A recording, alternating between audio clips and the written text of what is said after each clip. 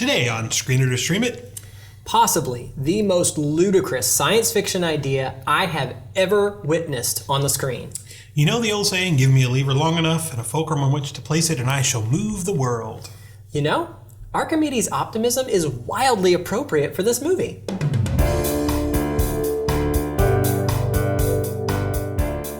The Wandering Earth is not rated, but will probably fall in the PG-13 range for intense sci-fi action, peril, and some violence and language. Faced with the end of the world as our sun begins to expand into a red giant that will burn up the entire solar system, mankind unites to save our species and, quite literally, the Earth. Rather than leaving to find a new home, humanity constructs tens of thousands of gargantuan Earth engines that will propel our planet on a 2,500-year journey to find a new star. After their initial launch, the first big obstacle arrives about 15 years later by way of the planet Jupiter, near which the Earth will sail in order to get a speed boost called a gravity assist. As Earth approaches the Jovian world, tidal forces cause earthquakes that shut down those Earth engines. Rescue efforts quickly fall apart as the proximity to the King of Planets also begins stripping Earth's atmosphere away, effectively halting all air traffic. A handful of survivors must scramble to fulfill their part of the global effort to restart all of the Earth engines, or risk crashing the entire Earth into Jupiter, spelling certain doom for all mankind. Add to that a story about a boy who misses his father, A space station with a HAL-like mind of its own, minus the homicidal tendencies, thrilling heroics, some questionable physics. and a positive message about putting aside our differences and working together. So, what do we think about this one? Oddly enough, liked by critics more than audiences, we think that The Wandering Earth is alright.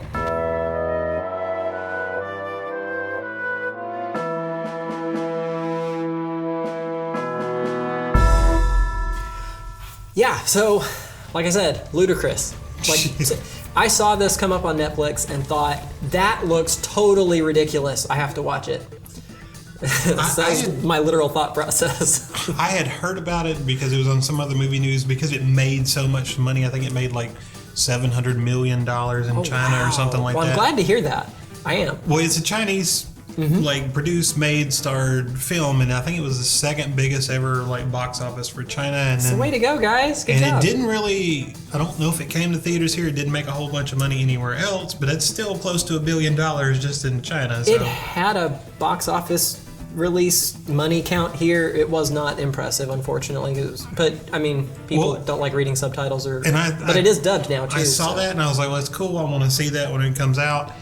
And then it just showed up on Netflix, and they didn't advertise it, they didn't push it, they didn't. It's just like, oh, by the way, here. And I think I had to search for it to find it. I read something that said, oh, it's on here. And I was like, well, it's weird. And then I kind of feared that it was going to be horrible because I was like, oh, well, if they put it on there and didn't advertise it, maybe it's really bad. Then why did it make so much money? But you know what it really reminds me of? It reminds me of a Michael Bay, Transformers. Yeah. There's really cool visuals and a lot of big explodey, flamey, shooty stuff. And way over the top. Yeah, everything's just ridiculous. And at the core of it, there's just not a whole lot of substance. For as grand as the idea is, right? They're saving humanity, and then you do get the little side story of the interaction between the son and his father, and the grandfather's raising him, and then there's the sister, and there's all that stuff, and you and the random token white guy that showed up, which was very funny. He's from Hong Kong. It's legitimate. It's fine. It's blonde hair and everything. So I watched it dubbed. You said you watched it. I watched it. I didn't think to check whether there was an option to dub it, because normally I don't like reading subtitles, but I have a really loud air conditioner in my house. So I've kind of embraced those lately, even on things that are in English. So I just went with that because that day the air conditioner was running. So. Well, I thought it would bother me, but as a kid I love watching Godzilla and things like that, and the mouth sync is just terrible, and it didn't really bother me at all. Aside from the fact that the story, the preposterousness, right? Yeah. So instead of building a ship big enough to get people off, we're going to build a ship big enough to put a bunch of people on, fly it in front of the planet, build giant engines, and then propel the planet deeper into space to get it away from the sun. And but if you overlook all that, the thing that kept striking me was the cultural differences between because it was like entirely made in China, like the cultural differences, the way people reacted to situations, the way they talk to each other. There's a scene where like the government intervenes and they're trying to run away, and the girl's like, no, you got to go this way, and they're like, okay, and they just like turn the big giant crawler that I can't remember what they call it, turn it around, and okay, well they say the army says we got to go this way now, sorry. And I'm like, if this was an American movie, they'd have like a firefight or something. They're like, we're not going where you say. And the way they talk to authority figures and things like that is just, it was actually kind of refreshing and kind of neat to see. I don't know if I'd want to see that all the time because, again, cultural differences, sure, like that's not my culture. But at the same time, I thought that was really interesting.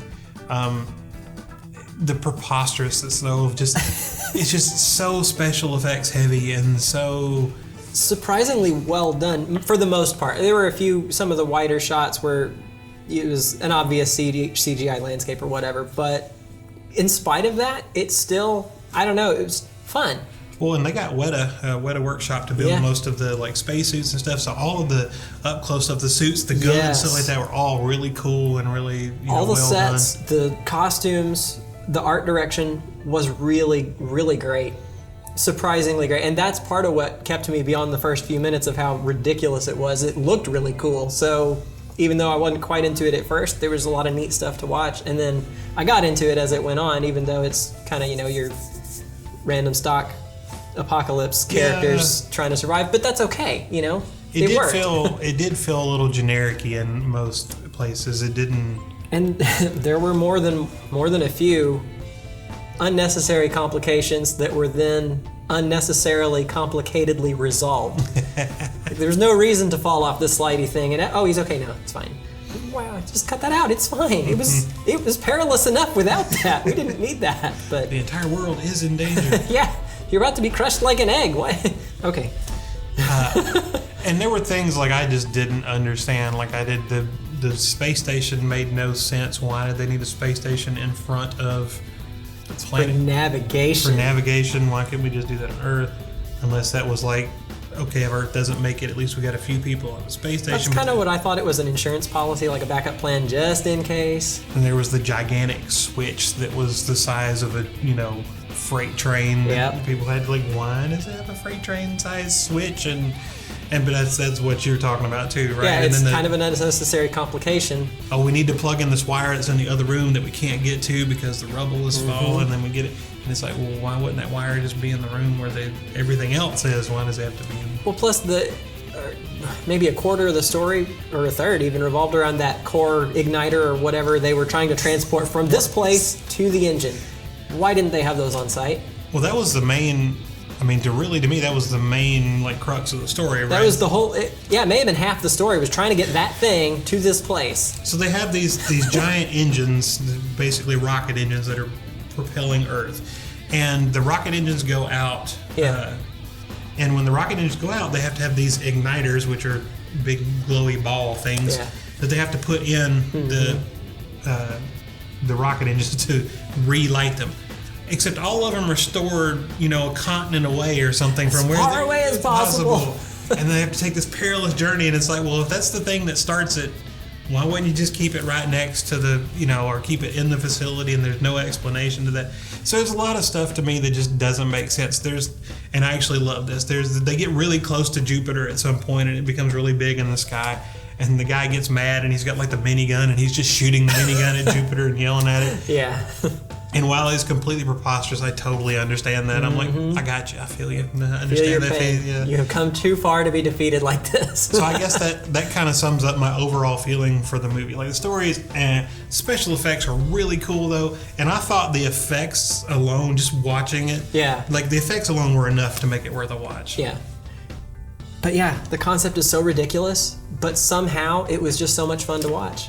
So and that's the thing that really caught me the most off guard, was I just had so much fun. Every time I think about this movie, it makes me smile.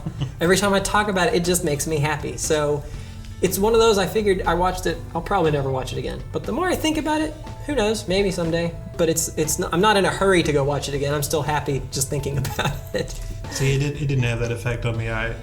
Honestly, this is one of those movies where you could be like cleaning the house and watch a couple minutes. You get up and you miss, 10 minutes. I could see that. Come back, you didn't miss anything. I could see that. There's not enough story to have missed and be worried about it. Or if you want something similar, this big blockbuster, save the world, Michael Bay-esque thing, what Michael Bay movie do you have for us, or other related similar? So I know some people don't like this, and it's preposterous and big and over the top, but I love this movie, and it's Armageddon.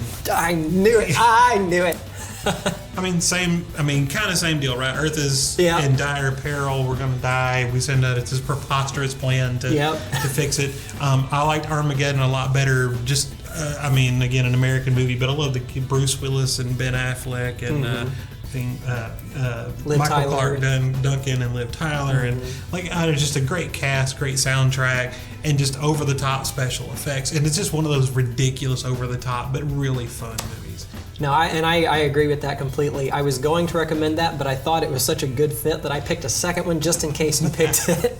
And the other one, the second one it made me think of was The Core, which is a terrible movie about the Earth's core stops spinning, and that kills our magnetic field, and so we're getting radiated to death. And so they come up with this plan to nuclear bomb the Earth's core and start it spinning again.